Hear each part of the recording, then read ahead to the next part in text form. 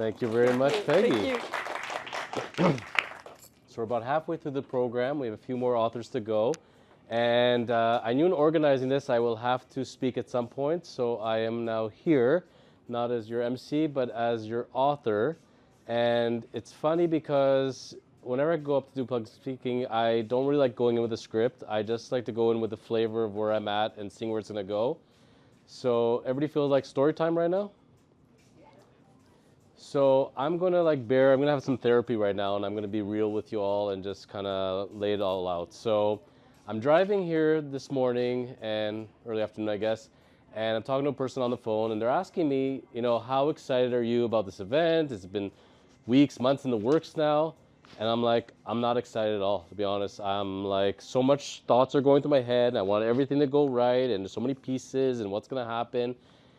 And I get over here and I start speaking to the different authors, and I'm in the space, and I get taken back to the book launch. And I'm like, oh my God, I did this again. I put an event together and I try to make it perfect and try to think of so many details to the point that I almost make myself sick and I don't even get to enjoy it. And then once I'm there, I'm like, it all gonna be fine. Why am I worrying so much about this, And it's when I think about my life history and I see a pattern, I'm like, I fight it on a daily basis. Kazra and I were talking about this before, and it's like, here I am today and wrote a book about all this and made life transformations, and yet it's still a daily struggle. I'm going to take you back to when I talked about having writer's block and reader's block and where I was at in life. I forgot to mention that I was in my early 30s. I was in really poor health condition wise. I was one of those people that never gained weight, could eat whatever they wanted. So like I was in high school and I would go to 7-Eleven and I'd have 2 hot dogs on a stick and Twinkies and a Slurpee, and that was my lunch, And didn't exercise, barely exercised. And one day, I remember my niece, we went on some sort of hike as a family, and I'm in my early 30s, and shows me the picture of us together. And I looked at it, and I started crying. I'm like, oh my God, I'm big. It's not my pants shrinking in the wash. It's actually happened. When did that happen exactly? And I see myself in the mirror, but I saw myself where I looked like in high school. I didn't see myself where I was in my 30s. And I go to see my doctor. My doctor's like, you have the cholesterol of a bad 70-year-old. Like, you are not in a good place, dude. You need to fix this immediately.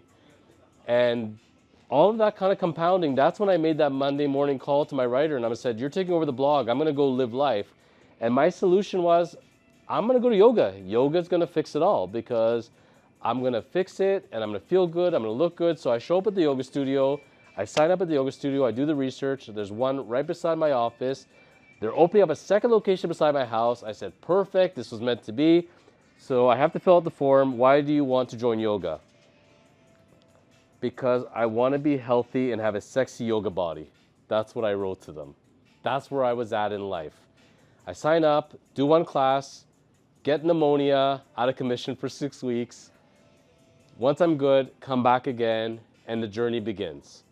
And about 10 years later, I started reflecting on life. I had a streak of practicing yoga 395 days in a row at my studio. One time I went 365 days in a row.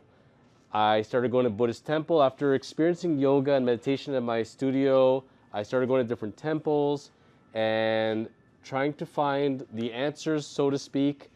And eventually, I just stopped feeding myself my own bullshit and I just started living. I realized I'm working so hard, I'm tensing up because I gotta achieve stuff all the time. I never stopped and just let it go and just was. And I reached a point where, I always thought I was gonna write a book. From about grade 3 on, I told my mom, I'm gonna write a book. I started and stopped so many times. I went to New Mexico, I went to visit my uncle, I was 17. It was the first time I was ever in a place with clear skies, no noise. I'm like, this is perfect. I wrote 6 chapters of a book, went back and looked at it 2 months later. I said, this is way too dark, not gonna happen. I burnt the book, wasn't gonna continue. I still remember the premise of it. And then I remember it was in December, and it was December a couple of years ago, and all of a sudden, when I was least pushing for it and I'd given up completely on writing a book, I saw it. I saw the title, I saw all the chapter headings, I ran to my computer and I just started typing like mad. I think it's 21 chapters, maybe 22. Almost all those chapters verbatim for the title, the order was in that download. I wrote chapter 1, I wrote chapter 2, I stopped. I thought, whoa, it's actually come back to me. 10 years I'm not writing, not even reading really, and I'm feeling it. I left it for 2 months. And I came back and I thought to myself, why am I not writing? Why am I blocked? What is going on? And I thought to myself, you know what? Because you don't know if you're on the right track. You're not experienced enough to know this. What are you going to do? And I thought to myself, well, I remember going to a book launch and I met a publisher. I'm going to reach out to her, see if she remembers me. Maybe she can help me. Maybe the universe brought it together. I didn't want to go to that book launch, to be honest, but a buddy of mine had published, and I said, I came as a friend. He was a friend from the yoga studio because we had 5, 6 of us. We were the brogies, as I called us. We were the 6 a.m. class. So at his party to support him that I didn't want to be at, I met this publisher, and then I reached out to her 10 years later. I said, hey, how are you? Blah, blah, Wake and Press. Okay. Do you remember me, Lindsay? She goes, oh, yeah, you were at Stu's party. I go, whoa, you do remember me. Cool. So I got a book idea. I just want to know if I'm on the right track. Can I feed you some stuff and just see if like I'm not looking to write this book in my head. I'm not looking for anything other than just kind of like a feel and direction. She said, sign the NDA, send me what you got.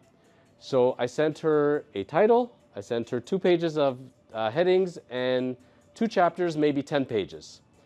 Sent her, come back, maybe a week later, we do a phone call. She comes back to me, she goes, I love it. We have to do this book. I'm in. You'd think I'd be overjoyed at this, right? Like this has been my whole life and everything else, and it's finally come to fruition. My reaction to it, verbatim, are you crazy? What the hell is wrong with you? 10 pages? And I'm like, something's gotta be wrong here. This doesn't feel right, you know?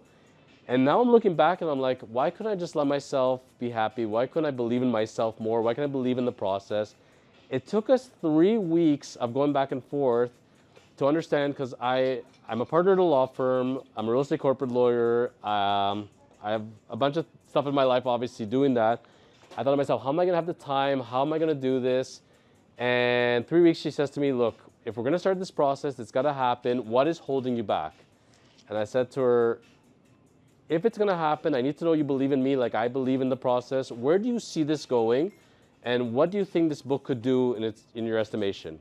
She looked at me dead in the eye. She said to me, you're going to be the next David Goggins. You're going to be big. I looked at her. I guess we're writing a book then.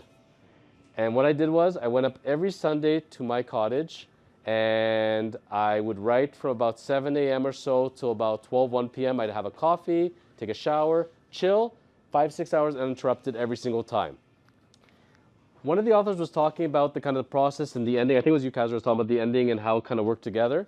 So funny thing is, I'm about halfway through the book.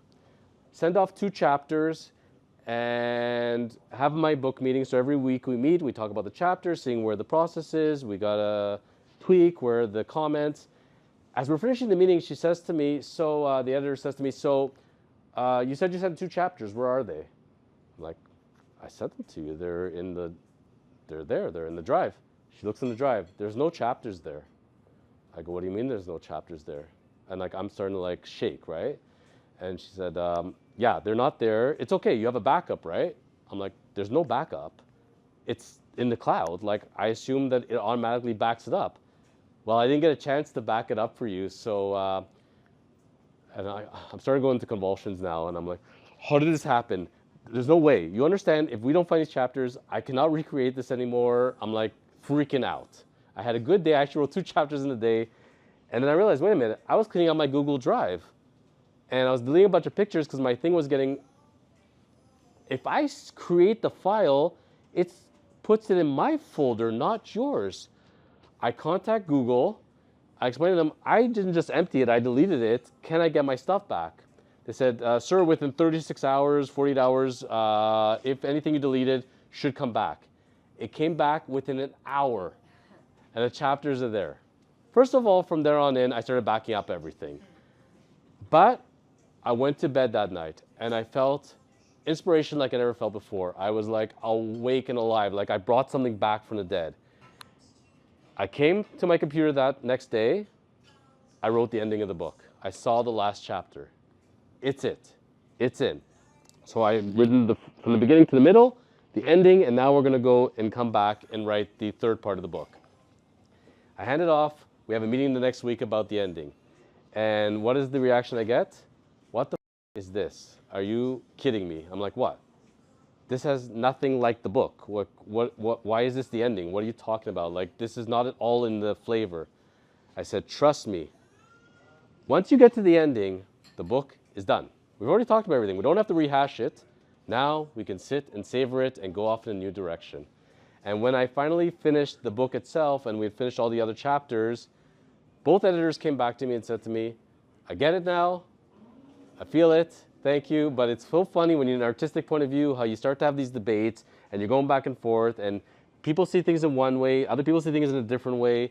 And sometimes you agree to disagree. Sometimes you go off in a new direction and sometimes they accept it in life.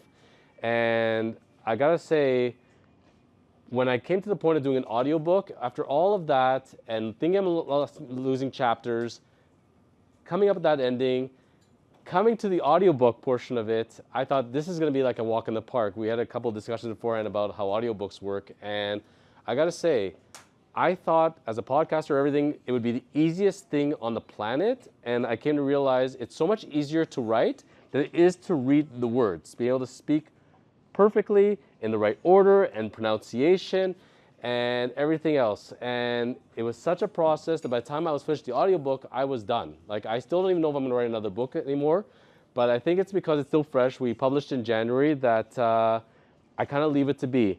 And the audiobook producer, same thing where at the end, he said to me, what the hell is with this ending? And I said to him, bro, trust in the process. There's a thing to it. And when we actually put it together with music and everything else, he said to me, I get it. I get it. And this is not just about creating this event. This is not just about creating the book and the audiobook. It's all about life.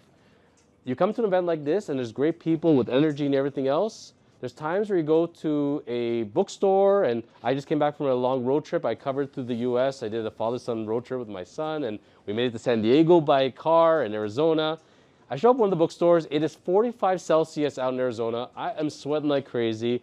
I had just been driving for 17 hours. I'm exhausted. I get to the store in time.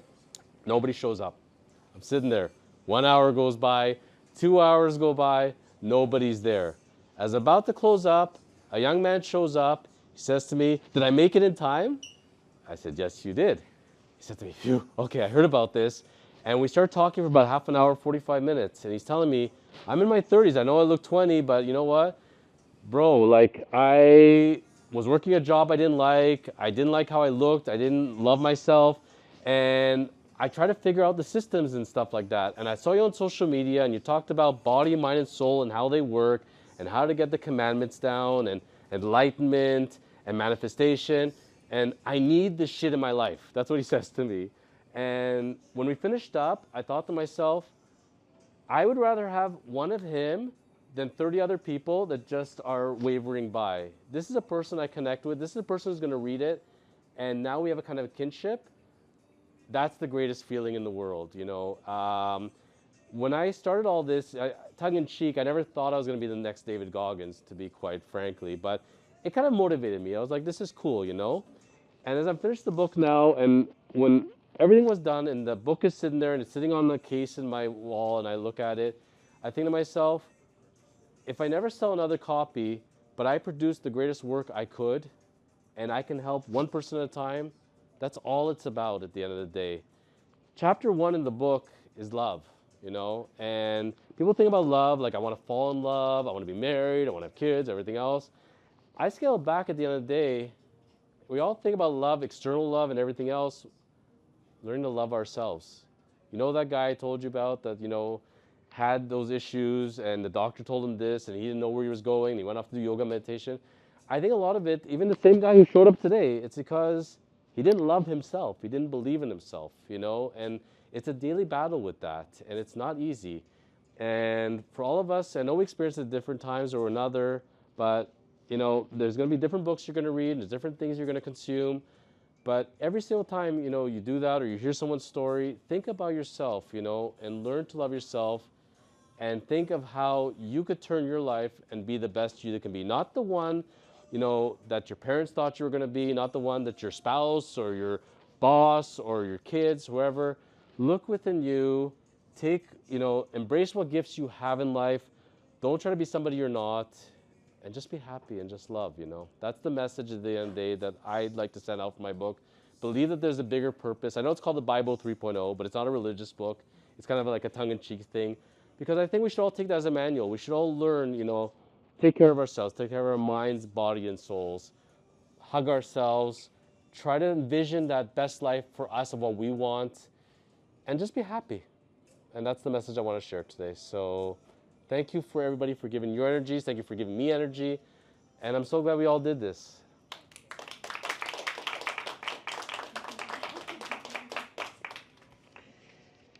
So we're getting close to the end. We have a couple more authors left. So thank you everybody for consuming. And again, we have tarot card reading and nice food and drinks obviously to consume here at the cafe.